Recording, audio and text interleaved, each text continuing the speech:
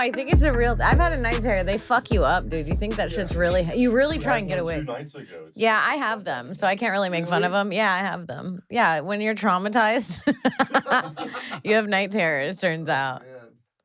Yeah, I keep having. Oh my god, I keep having nightmares. I had a nightmare recently that both my dad and my stepdad were dead. There was no context to the nightmare. I was just living life, and they were dead. Okay. Yikes. Then last night, my sister came in to my apartment bleeding from the arm and the nose, and she was too panicked to say what happened. And that was my nightmare last night. That's a pretty bad nightmare. And I'm always saving a child. All right, that's not really a nightmare. It's a fucking nightmare. You know what it is? I always have a night. Some kids. No. Listen, it's that I tack on too much in my nightmares. I'm suddenly pregnant, and then I give weird birth where am talking, and then there's a baby on the floor, and I'm like, I'm in jeans still. Like, it doesn't make sense. And then I'm like, this is my baby. I have to take care of it. And then along the way, I found abandoned kid. This needs to be talked. I'll save this stuff for my therapist, but I have nightmares, and they're just like regular nights at work. Oh, I would. Oh yeah, those aren't good because then you wake up and you're like, I just worked a full shift. Yeah, exactly. I'm always dreaming of finding a baby abandoned and in need of help, and I always end up helping and caring for the baby as if it was my own. What does this mean? Wow, that was very specifically. Did I write this, Quora? This is like we have to check the username real quick, actually. Yeah. Dreams about finding an abandoned baby and caring for it as your own can be a reflection of your nurturing and caring nature. It may symbolize your desire to provide love, protection, and support to those in need. It could also represent a need for emotional fulfillment, ruh-roh, or a desire to take on new responsibilities. However, a dream interpretation is subjective, and the meaning can vary based on individual experiences and emotions. If you find this dream recurring and it causes concern, it may be helpful to explore its significance with a professional, such as a therapist. It said, see a therapist, you crazy, kooky bitch. I like the second one just because they're just like... You have abandonment issues. Dreaming of finding an abandoned baby and you care for it is a way to feel the void. Feel the void. I think they meant fill. That you've been abandoned once before by a loved one. Well, Christina Elizabeth, you don't know the difference between feel and fill. So I don't know what to tell you. Christina Elizabeth, the truck driver from 2005. I took offense to that. Like, serious offense. I was like, you're wrong. I feel great. What's up, everybody? Welcome to the Kim Congdon Takeover. I'm Kim Congdon, and we're here another week, another dollar. I'm here with baby Zave. Zave's on the mic. What up, Zaves? What up? How are you? Good. Tired, but good. I'm fucking tired. You know what? I thought April 8th was going to change my life. I thought... Is that the eclipse? Yeah. I was on TikTok. First of all, there was a few options that I thought were going to happen. I thought the rapture was going to happen. I thought that the demons were going to come out of the sky, maybe, potentially. I thought that the CERN portal was going to open up. Ooh, okay. That was fun, Google. Yeah, I didn't know. Yeah, that was really interesting. If you Google the eclipse, it pops up with a little mini eclipse. Google's been working hard. And we happened to be helping my boyfriend's parents move in one of the towns that it was 100% totality. Is that how you say it? Totality? Oh, so like the sky got like blacked out, right? Yeah. And it was fucking sick. And I kept reading all this thing about a newfound energy that you know what I believed? You know how they got me? On TikTok, they said, don't you remember after the last eclipse 7 years ago, haven't you been so tired the last 7 years? I go, yeah, you know what? I have been tired the last 7 years. I started believing the TikToks. I go, yeah, I have been tired. Maybe it was the eclipse threw me off. Something in the air, Here I am waiting for this new one. They're saying this new one's going to give you a newfound energy. It's going to change your life. Don't look at it. I'm not going to lie.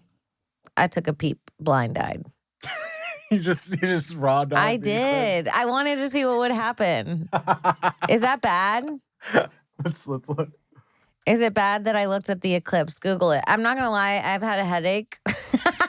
But I always have headaches. So And my eyes always feel bad. Whatever.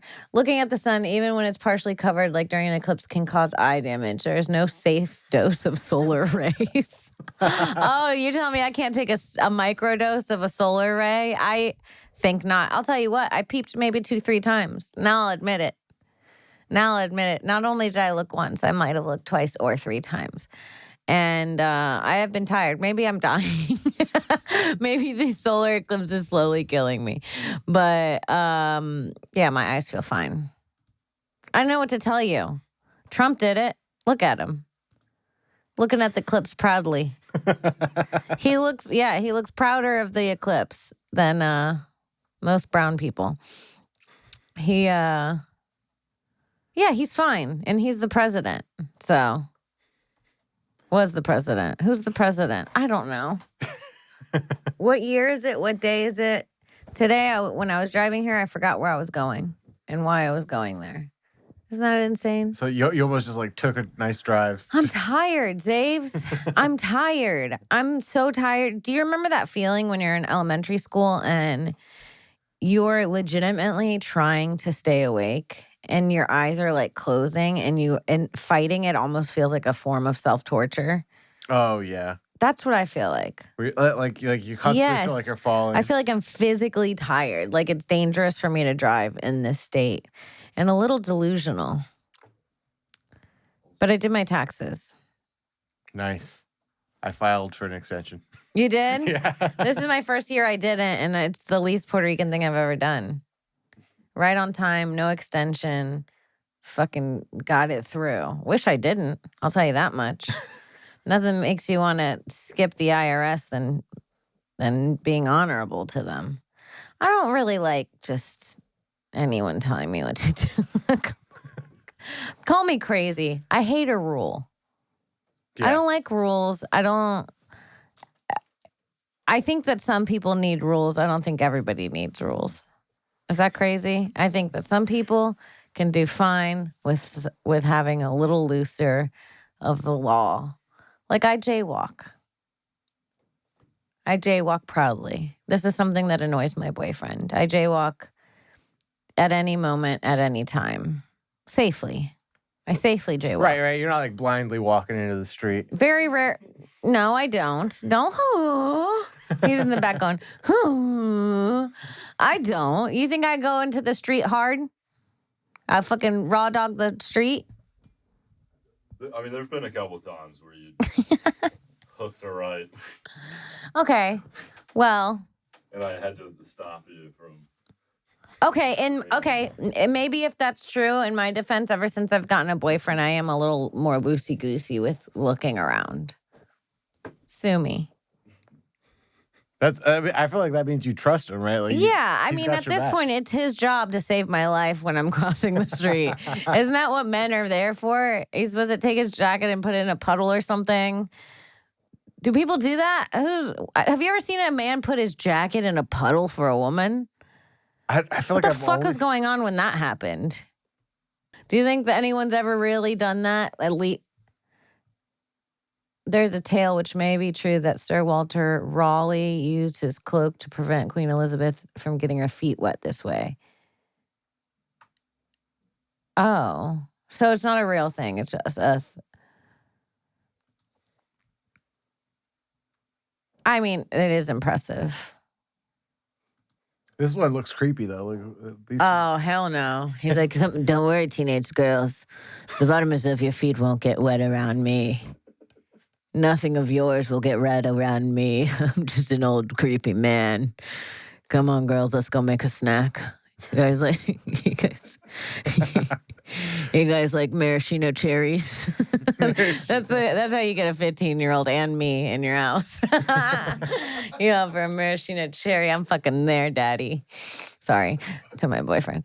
Were guys really laying their jackets across puddles for women to step on back in the day, or is it just a movie invention? I wouldn't call it a movie invention. That's a little far-fetched. An invention.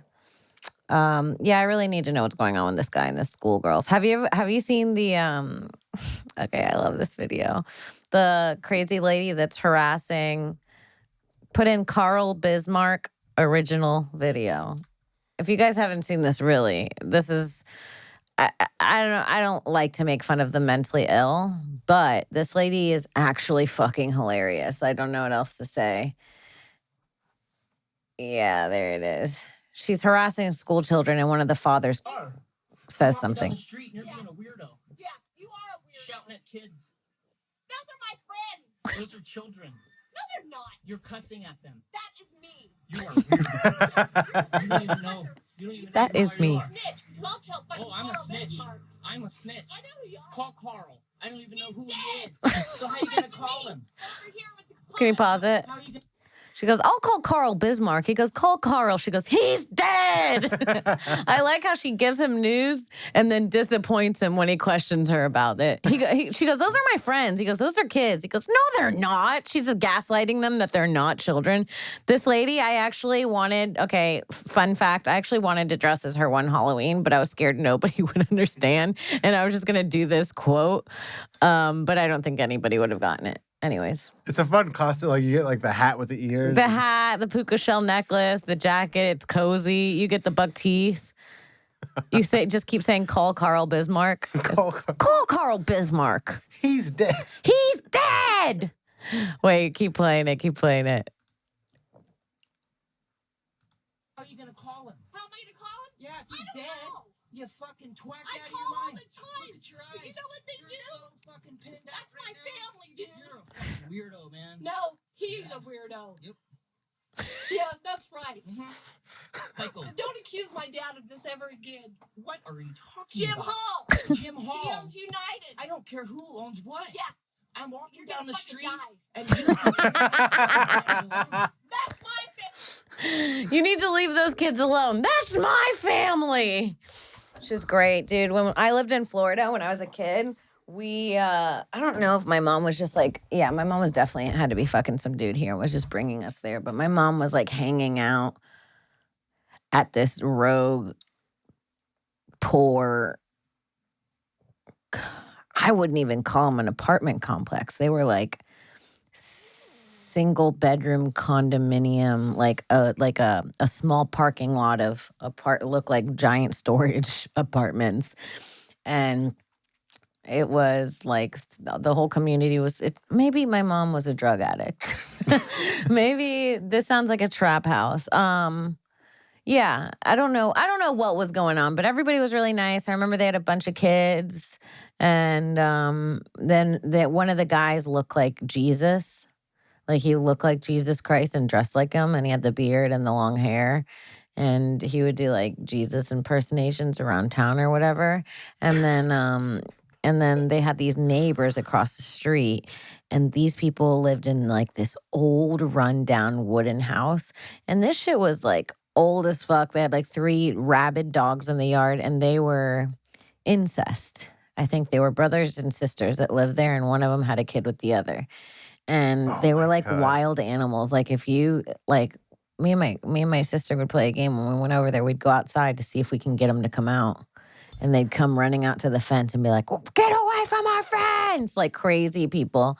And then we'd run away. And then that guy tried to save them one time dressed as Jesus. This is all part of my childhood. And my mom was just hanging out with these people. Yeah, and we'd go over there, and every time I'd go over there, I'd be like, I hope we can get the crazies to come out, because it was really entertaining to watch them. But yeah, they were some inbred motherfuckers. Like you could tell there's some weird shit happening in the house, and there was a baby. It was fucking weird, and the guy dressed as Jesus was almost weirder. This random dude dressed as Jesus, being like, "I'll save you." Yeah, it kind of reminded me of the Whitakers. They did kind of remind me of the Whitakers. They're very much like this family, but I believe it was one guy and 2 girls, if I'm remembering right. But they would like run like dogs, like on all 4s. They were fucking scary, dude. And yeah, they kind of look like Michael Donnelly, this to the left of that. Yeah, they kind of look like they were given that vibe. Oh, and then one of them, like this one right here, right? He barked only, right? Ray. Yeah, that's Ray. Oh, I've seen these clips. Didn't he just die? Oh my god, that actually makes me really sad. Did he really? I think he might have just. I think Ray. Can we see if Ray Whitaker is dead or not? Oh, he's not dead. He's alive.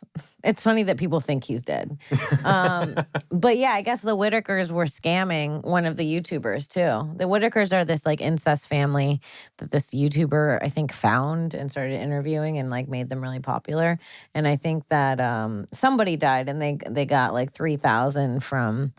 Oh, this is what happened. They lied and said one of them died, got a bunch of money. Yeah, they got a bunch of look, they scammed. They're actually smarter than you think, these little fucking incest bug-eyed people. This is Ray Whitaker is rough. Xavier, how much would it take for you to make out with Ray Whitaker? To make out with Yeah, Ray Whitaker? tongue, like literally passionately, you have to be pressed against his body, making out with him for 40 seconds. For 40 seconds? Yeah, like deeply in his mouth. You know what I hate the most about these questions is that my first thought is always like, do you think he's going to tell anybody? Okay, all right. That's actually a good point. Will people know? Because that actually affects how much money you can take. That's a great question. I don't think that's nuts. That would be one of my first questions too. Yeah, people know you made out with Ray Whitaker. He doesn't keep a good secret. He barked it out into the ether. There, he comes up, Ray Whitaker comes up to you, he's like, "Ruff, ruff." I'm like, what's up, boy? What happened? Is it Xavier? My producer? He's pressed Ruff, up. ruff. You kissed him? Yeah, how much? Okay. This is my arm right here next to Ray in the Oh back my seat. God, you're just jerking off Ray Whitaker. Oh, Okay, so you get offered $20,000 to make out with him for 30 seconds. oh man. No, not the oh man. Really think about the smell of his mouth. I mean, how many cavities are in there? That's got to be like the worst of it. Like, Yeah, and his tongue's going in and out of your mouth. You're pulling bacteria off of his tongue easily. yeah, when you put it like this, I don't know that I could do it. At But all? I was considering it. I was gonna I was shocked you were considering it I for was gonna twirl, I was 20,000. gonna twirl around Ray like this. Oh, not that being you. Can we put up a picture of that with just your face? yeah, I'm putting me right here. Yeah, please. That's so funny. Baby Zaves and Ray Whitaker forever. For life. in My love. only tattoo is a fucking Ray's name on my back. Ray is a good trashy tattoo to have. Like that's a good trashy name. Actually, it's a great name. It's one of the greatest names I think taken by hillbillies. Ray is a great name. Ray is a good name. It's a good strong name. You know what I heard? There's this my dad got married to this woman who was she was a Hatfield, the Hatfield and McCoys, and they had a real old country family. And her dad, his name was Rainey, and they called him Ray. And I always thought that name went fucking hard for an old country dude with a gun. Rainey? Rainey is a pretty badass name. Hell yeah. You know what? Actually, I don't even really remember what happened with the Hatfields and McCoys. Can someone remind me? I know my boyfriend's like throwing up in his mouth right now that I don't know. The Hatfield-McCoy feud involved two American families of the West Virginia, Kentucky area along the tug fort of Big Sandy River from 1860s. Weren't we just in Big Sandy? But that was in Texas. Is it the same river? Does it go through Texas? Is that why? Anyways. So what happened with the Hatfield? What's the beef between the Hatfields and McCoys? Do you know, Xavier? I do not know off the top of my head. Do you know, Charles, the beef with the Hatfields and McCoys? I believe it's just a land dispute. A land dispute? Right next to each other on like two hills, and they fought for, I don't know, decades, if not 100 years, just over the same land dispute. A classic fight over some land. But like, what made them so popular if everyone's just fighting over land? It's just the amount of land. Two families, and it looks like they killed about a dozen in between the two. Oh, that's actually fucking sick. Do they have a movie about that yet? I think they did. I think Kevin Costner maybe was like a Hatfield and McCoy. Oh, fuck, dude. That's really fun. Yeah, well, my family's had feuds like the Hatfields and McCoys, and no one's putting us on fucking TV.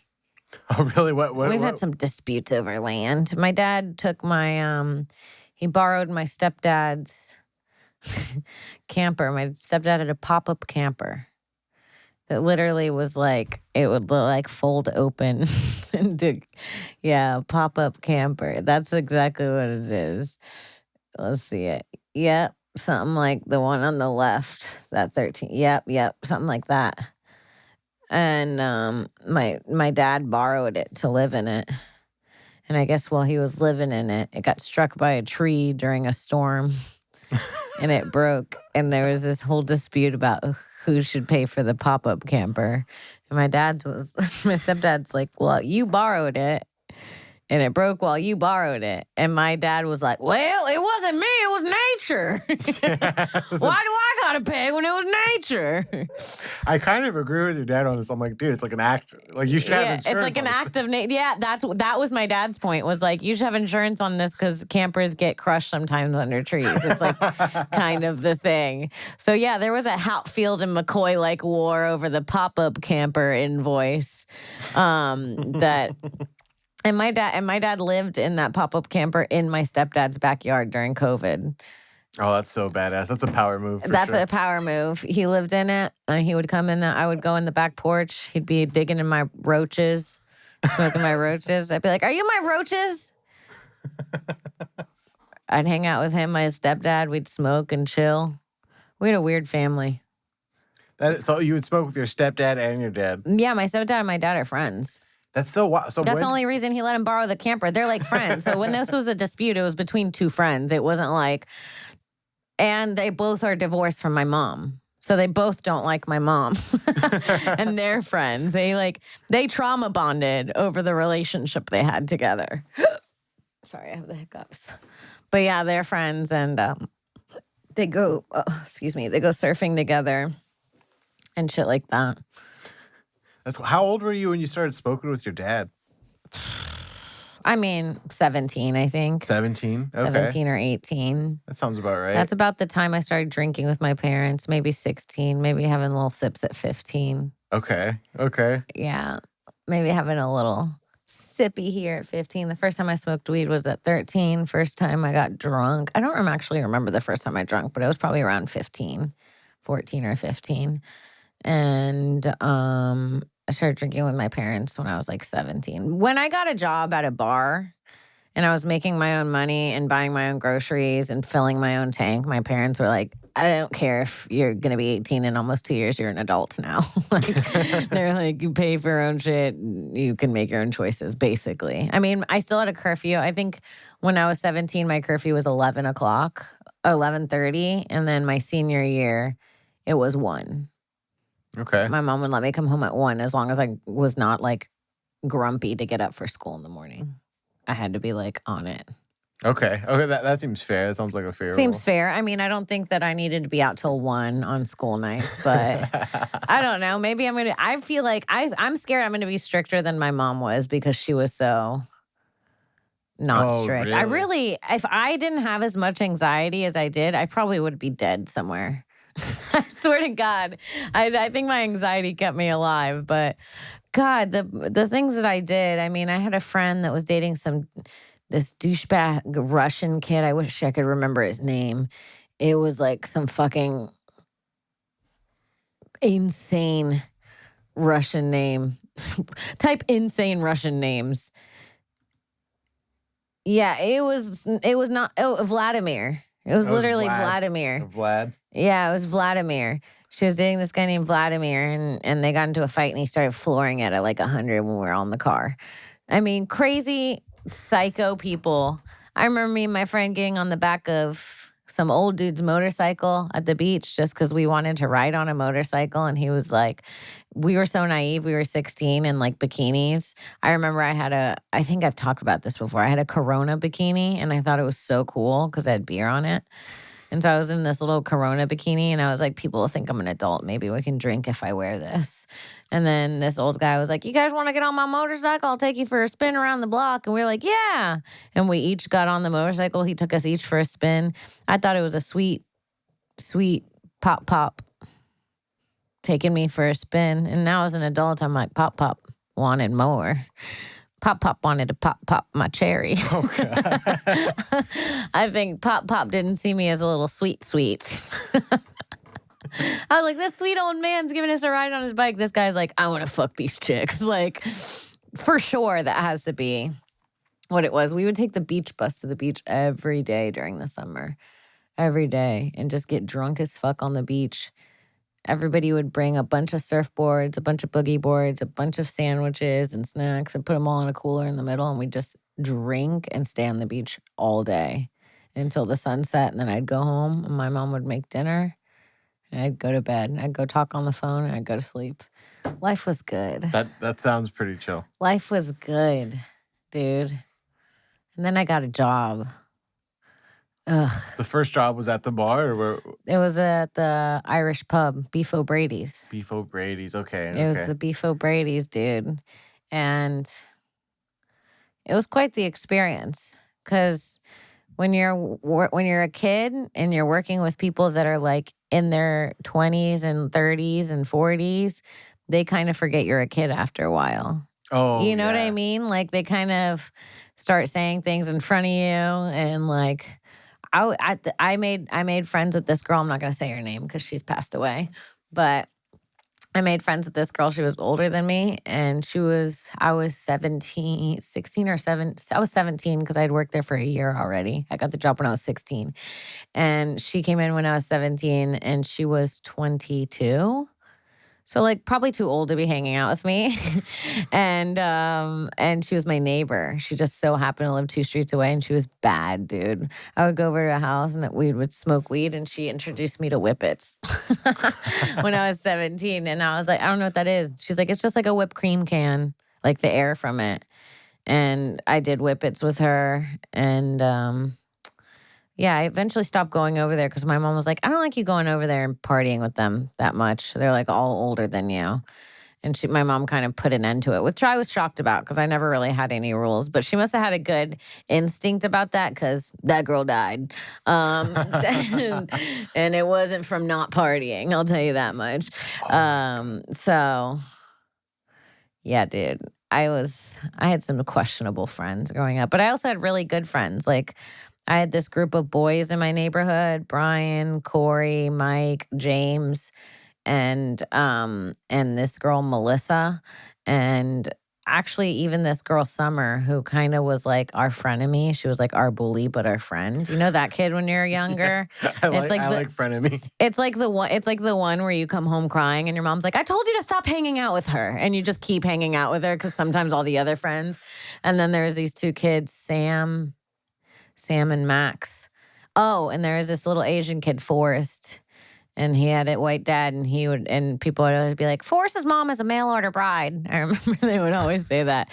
And Forrest's pit bull used to get loose, and his dad seemed kind of mean, but I don't know.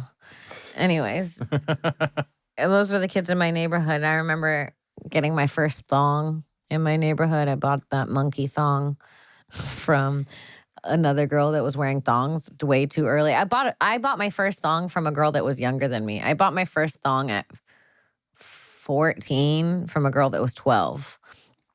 Wow, 12 years old. Yeah, and she was like, wow. I remember she was like, she was friends with one of my neighborhood friends. So the girl I would hang out in my neighborhood had another friend that would just come over after school sometimes, or her sister or something like that.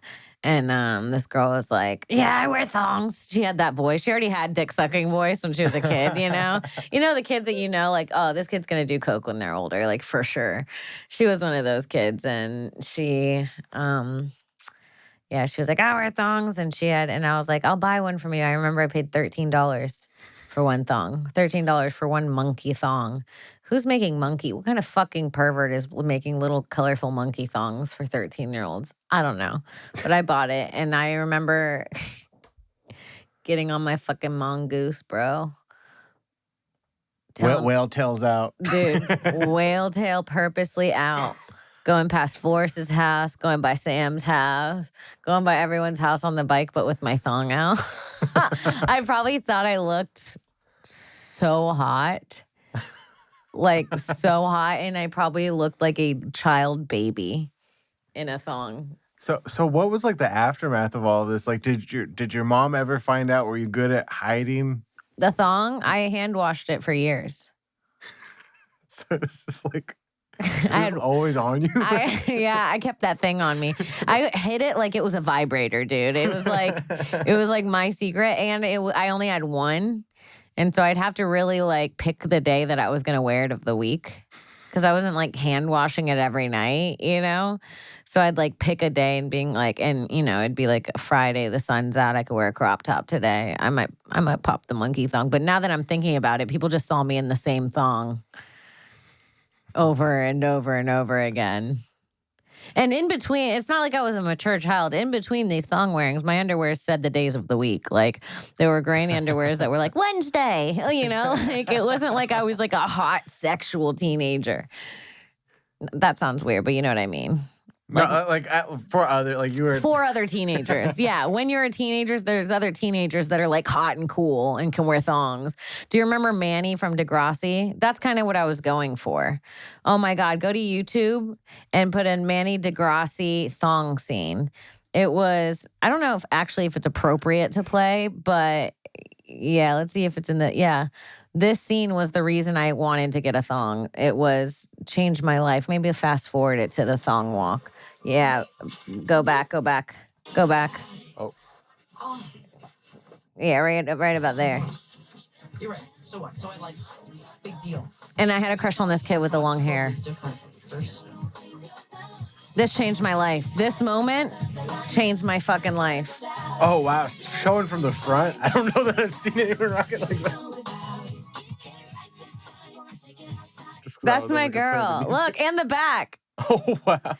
That moment changed me. I wanted to be her. I thought she was the coolest. Actually, I think she's a comedian now too. That girl. I think I've seen her here at the Comedy Store before, but she changed my life from that one scene, the blue thong scene. Hell yeah, that's Manny. That's Manny. She's got a little baby. Aw.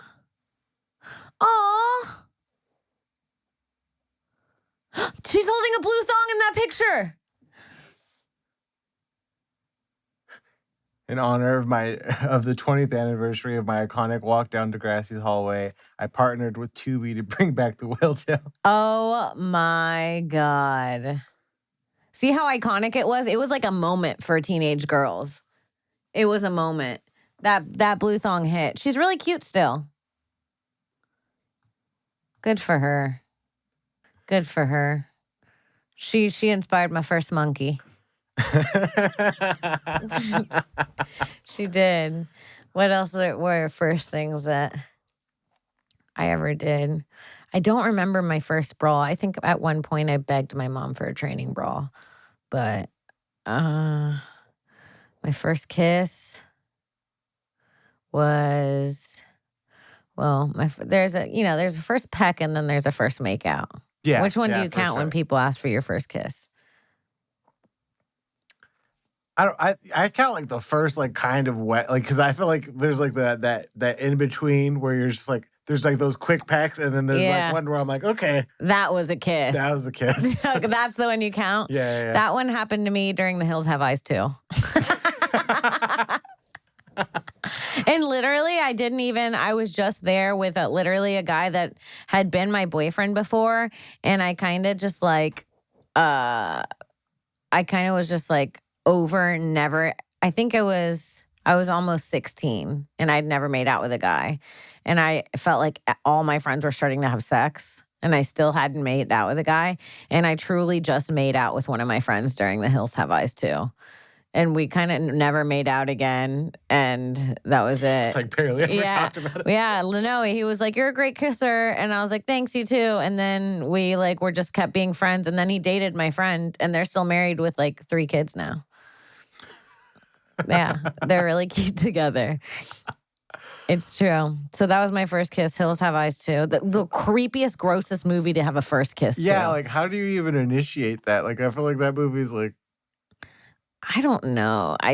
But I remember going in. This happened the first time I kissed a guy and the first time I had sex. I remember just during the day being like, you know what? I'm doing it today.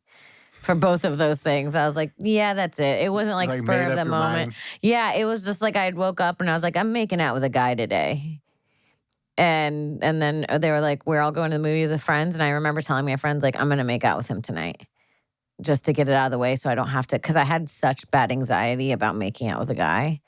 And I was like, and I remember, it's so funny, the things you worry about when you're younger. I remember I was like, I just can't turn 17 without making out with someone. Like it fucking even mattered, dude. Like But it that fucking even feels so mattered. real. And it feels so real. And my friends were literally losing. I was already embarrassed when I was like, when people were getting their periods and I wasn't. That's the whole thing when you're a girl, that you're embarrassed not to have one. I'm like, what I would give to not have one. And I was like mortified that I didn't. It's so crazy. But yeah, I don't know. Yeah, it was my first kiss, my first make out. Hills Have Eyes too, and yeah, and then the first time I had sex was like really pretty boring. Yeah. Yeah, it wasn't any. It was pretty cute. It was a guy that I loved and loved me, and we were both virgins, so it was like cute, pretty boring sex. But you know what was weird about his parents is they would always try and catch us hooking up. That's something that when I have a teenager, I'm not doing. Oh yeah, like I don't. Yeah. It's like I'm definitely going to prevent it, but I'm not doing the open the door real fast thing. Like I don't really want to. No, I don't know. But there are also those parents in high school that don't give a fuck. You remember those parents? Did your parents let you have girls over and shit? The ongoing rule was no. I remember. I think one time, my dad is a fire chief, so like they come home in the middle of the day, make lunch or something like that. And I had my girlfriend over, and then I just remember hearing him, and I heard him walk up to my door, and then just being like, and I heard him just turn around and then leave to go out for lunch. And I was like, that's probably like I never tried to do it. I was like, that might be as close as I get to like fucking getting away with this. Oh fuck, dude. It's gonna be so awkward to have kids and they're hooking up in your house. Oh yeah. In your house. Because you have to know. And they're like constantly like trying to hide. And it's like it's very obvious. You know what I mean? If you think back to when you were hooking up in rooms, like it's like you come out of the room, you go straight into the bathroom. Like it's like the signs are there. Like it's probably so hard on parents. If you're a parent out there and you have a teenager and they're having boyfriends and girlfriends, God bless you. Oh, God bless you. Take a moment, give yourself a pat on the back. You're doing a really good job. Yeah, I think in the 9th grade, me and my girlfriend at the time discovered fingering. Oh yeah. And we thought we were like the slickest too. Oh yeah. And then we break up and everyone's like, yeah, we saw. No. Like, everyone. You thought you were being sneaky. There's always that couple that thought that no one can see the fingering. That was you? Yeah, that was me. Where were you fingering? Oh God, everywhere. Because we thought we had it like fucking down, dude. I was like, yeah, basically we just get away with it. And people are just like, what? You're like, babe, people think I'm holding you like a fucking bowling ball. They don't think we're doing anything. They think I'm holding you and shaking you around like a bowling ball. Where did you get caught? Where did your friends see you? Like in school and stuff? Yeah, like in school and stuff. In the classroom? In the classroom. Zaves. Not Zaves fingering during chemistry. Yeah, Please, not during Spanish class. Yo soy. Oh, I know. That's actually like I lost my virginity with that girl, and then we had broken up, and my friend texted her on my phone. And then one day, I think she had like a day like you, like where she like made up her mind, and I was like, "This is fucking sick." Like, whoa! I was like, what? Wait, your friend texted her like, "Let's fuck." Yeah. For you. Yeah. That's for a good me. friend. Yeah. That's a good friend, and she said, "Let's go." Let's go. And then the next day, she just like showed up. She starts kissing me. She starts being kind of aggressive, and I was like, "What's going on?" Like, fuck, dude. Yeah. Hell yeah. Good for you.